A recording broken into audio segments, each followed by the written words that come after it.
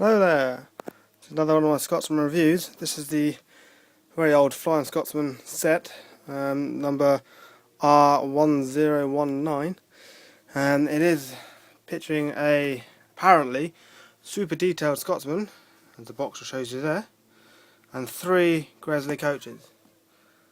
These are the old style. I mean, this is years and years old. This is the first train set I ever had. So I do love it to bits. So the box is just nice and simple. It tells you the front there, class A1 and teak coaches. Flying Scotsman that run the non-stop from London to Edinburgh in the summer season in 1930. It did, however, that trip was first taken in 1928. The prototype locomotive had a corridor linked through the tender and the coaches to allow the switch over without stopping on the train. This set contains a starter oval track plus extension track packs A and B, providing ALOT with 2 sidings. You can also add extra track packs when you are ready to enlarge it. Now, the track I'm actually using is from a newer set. Basically, because the track in here is all, there's a lot more of it, and I can get to the track that's here already. This one, or the Scotsman, also has those little horrible clips that I used to hate because they never went in, no matter how hard you tried. It also came with an older supply. Now, when this train, I've had it a few years, or when I had it a few years, the train would either not move or accelerate fully. After talking to someone, a model enthusiast in a shop, he suggested it was probably in fact the controller itself, rather than the locomotive. So I wasn't going to use that. I was going to use this one, which is the newest style. I also have an HM2000, I think that's what it's called. This one, obviously, cheap little thing. The good thing about this one is you can't switch the thing back until it's back down to stop, which is a nice function. However, I then, before I got the train out, luckily, realised that I've actually converted this train to DCC. Granted, probably not very well, but it is DCC. So I will be using my Bachmann Dynamis. And there's the top of it there, and it goes all the way down into the track. So, without further ado, I will get the train out. Now, she's not actually in the box. I'll lie the box down because she was a bit of a pain. To fiddle around with all the box and getting it all out. I will actually pull that out as well. That's out of the box as well. That's something I bought a little while after. So we'll start with the train, the locomotive itself. Now, on there, you can't see very well, it looks like it's got shiny wheels. All the other ones tend to have shiny rods, whereas this one, and I haven't done anything to this one's rods have been darkened. So it does look a bit better, I must admit. Now, you may be thinking, oh, that's good, it's got some light detail on the side there. No.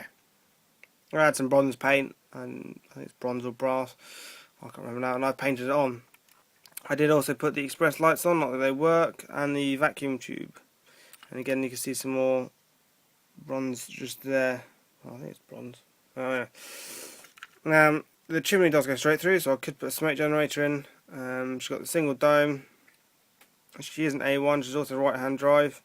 A1s have that horrible slope there, smaller firebox, I believe. I haven't put any detail on the bottom because I couldn't find any when I opened her up, which is a little annoying. I've also taken the front coupler off, which is a screw. So yeah. Inside the cab, I have put 2 blokes. I've tried to add some detail because they give you just a simple moulding. The driver is sat on the right side, he's actually waving there, because I believe that's actually meant for a left-hand drive. Now, in terms of the colour, I haven't done any research on that. I just literally just stuck them in there, painted them. I actually did stick them in there before I painted them as well. So I'm sure that colour's wrong. You got the dials are all white up there. You've got all the piping. The interior itself has actually had a coat of paint to make it give it that much more of a grimy feel. I'm not a great painter, but yeah, I'm hoping to some point get some lights on her, get rid of those, and get two little LED lights. There's a website online. Oops, sorry. There's a website online that does them. I think it's DCC Concepts. They do some very good ones, and they wire up to the chip. The downside with that is the chip is found in the tender because the locomotives tend to drive. You can tell that for one reason. The wheels turn very smoothly. Again, I've done nothing to these wheels. They're absolutely stock. Handrail's still black, which is better than some of the other locomotives I have. Yeah, and I say in addition to the lighting, I want to get a firebox flicker in there. I was thinking maybe possibly cutting that firebox door out, maybe angling it so it looks like it's open because he's shoveling coal in, and then having a light behind it. But I again, not being a fantastic modeller, or I haven't really understood how to do it yet. But hopefully I'll get there. As that's a loco, so I'll stick her on the track now. Hopefully, if she goes like she wants to go on. Yep, there she's on. As for the tender, again, this was released many years ago. I can't actually figure out the exact date because I believe it was a long-running thing. So yeah, tender. Bit weighty. Obviously, it's tender drive. You've got some traction wheels just there and there. Simple pin to go through to connect. The top has something that's glued on there and that came off. I think it was part of these little detail things. There's a hammer in there. You can see there's another one in there as well. And there's a coronal tender, which means it's at least 1928. 1928 is when Scotsman ran her. Oh, sorry, I'm dropping my camera here. 1928 is when Scotsman ran her first non-stop. So that's where the coronal comes from. You can see the edge on there. There's a funny story of I'll say a funny story. Sir Nigel Grizzly, his son walked into his office one day and saw him squeezing down behind a line of chairs. He asked him, "Dad, what are you doing?" He said, "Well, if I can fit down this space, the driver and fireman certainly can." And he was measuring out how much gap he needed realistically for people to squeeze down. So I said that obviously it doesn't stop there. You have to dig through coal. The doors again on that side there, so it runs all the way on the side and out. So that's that. Again, same as the other models. You got this loose bogie at the back, and the rest are all fixed. So let's just stick that on there as well. There we go. Right, in terms of the coaches, Grizzly T coaches, obviously you got first class there and third at the back. I don't know if there's going to be an order to these, but I can't imagine there is. One thing I must point out, the buffers on the tender and the front are sprung and they are steel. They're I think they're steel. They're some form of metal. So that's a nice touch. But the coaches, being older style, the buffers are not. It's got the old style connectors, the old style tension hooks, the very large ones. Not too much of an issue. The wheels are like they're plastic, but they've got a metal rod in the centre. A bit of a pain if you're trying to hook up lights to it, because you'll need to change them. Especially DCC Concepts do a great one called Flicker Free. You can actually, you put the coach on the track for a bit, and then the minute you take it off, they stay lit for another minute. It has got a little capacitor in it. You can be set up to link a whole load of coaches. So yeah. So I'll put this one down, put it on the track. Get to go around a bit. This train hasn't actually been serviced in a long time. I mean, just look at that. That is So easy flowing, it actually rolls down the hill that's in my room that shouldn't be there. So well, I've never been able to check any other way. So imagine that's right. Okay, on to the second one, which is, as you'd expect, pretty much exactly the same. You got first class, third class. It has got corridors on it as well, and then inside. In fact, if you look in there, let's grab my camera quickly so I can make it focus in. There's a little man in there. I put a man in, but he's not alone. Actually, he is alone. There is a lady in there, and where is he?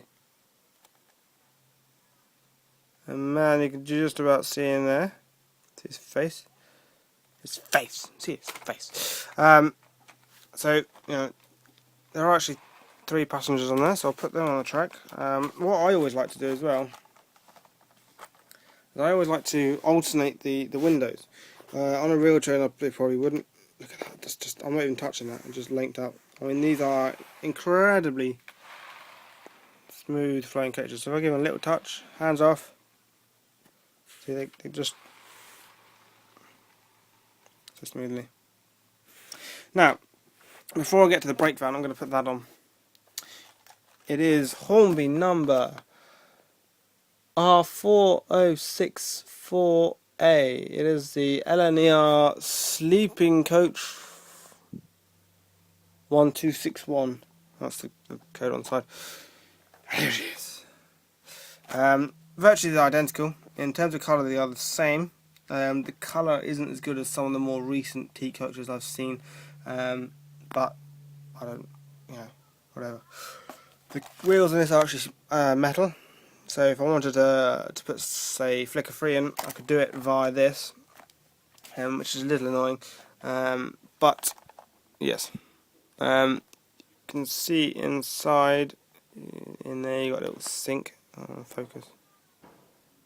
Then you got a little sink in there, sink in there, sink in there, and you got some beds. It does actually have a corridor as well, which again you can just about make out through the windows. Obviously, being a sleeping car, there are not too many windows. So let's put her on. And so the 1261 refers to the number there. It's got a nice sleeping card on there. I mean, these are painted on. They're nice and simple. I mean, what do you expect from something that costs £15.30? £15.30. So let's hook her up. Okay. Right. On to the last coach of this 4-coach rake. Assuming it will come up. There we go. Get tissue paper off it. And we have, again, move it around a little bit. Okay, we have the third class, the first class. Oh, look, there's a blank bit. Very similar to the coaches I did for the blue one, or half the blue one, because they're ex-Grizzly, so they are just a different colour. There are a few differences in terms of where these windows are and those sort of things, but obviously you got a nice cabin there for the guard to sit. Guard's cabin. It does have a little light on the end which doesn't work because you can see it's glued on, very badly glued on, I must admit. Well, I was a lot younger when I did that.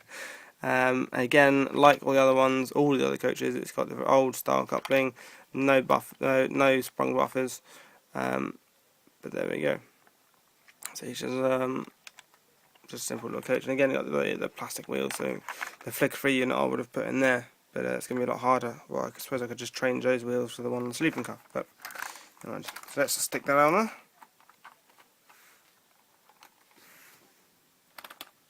Nope, not quite. There you go. And no hands. Hooked up. Right. So let's get her started. If I can figure out which one she is, it must be that one.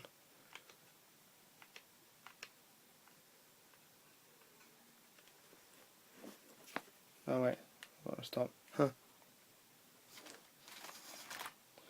Choose a different direction. And away she goes. Now the slowest she goes at is that. Stop, go. Build some speed up, bring her around. Just to excuse the state of my room.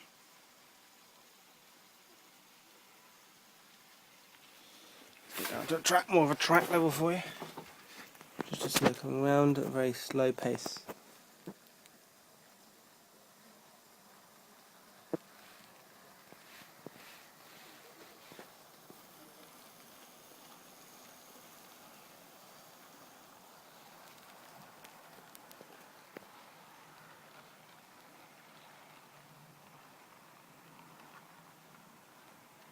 She's incredibly smooth.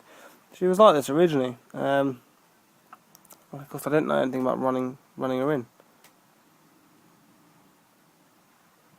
So she wasn't running properly. Speed up a little bit.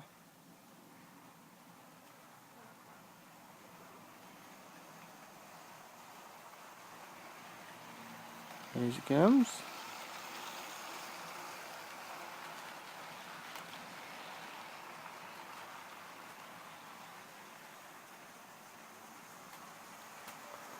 There at that piece. Here she comes. She's stunning. She works very well, especially for something of her age. And it's quite impressive that she actually survived this long with me. She comes again.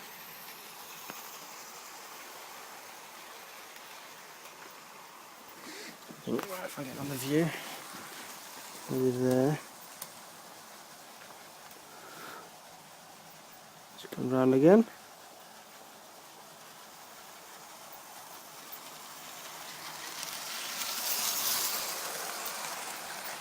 So you can hear that tender drive working away. I do much prefer Loco drive. I find Loco drive more realistic because the Locomotive would have driven.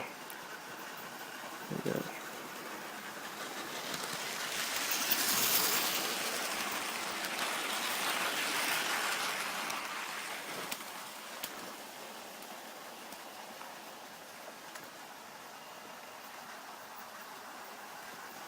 So I must admit though, this track is from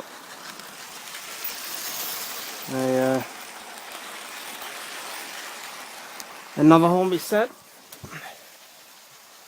and there are a few issues with it. It's brand new, but there are a few issues. Watch, like you can see. I'll point this out on my next video as well. But the track itself bends very, very tightly, and just about here. You may think that's where it connects, but it's actually the centre of one of the track pieces. I mean, watch Scotsman jump on it. There. See, you can see it just on the top there. And it's down to a bit of track just there. Now, it connects is there and there, but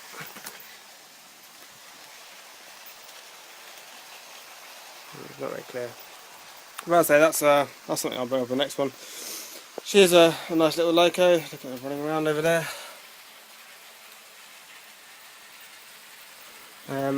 So this is her from 1928 onwards.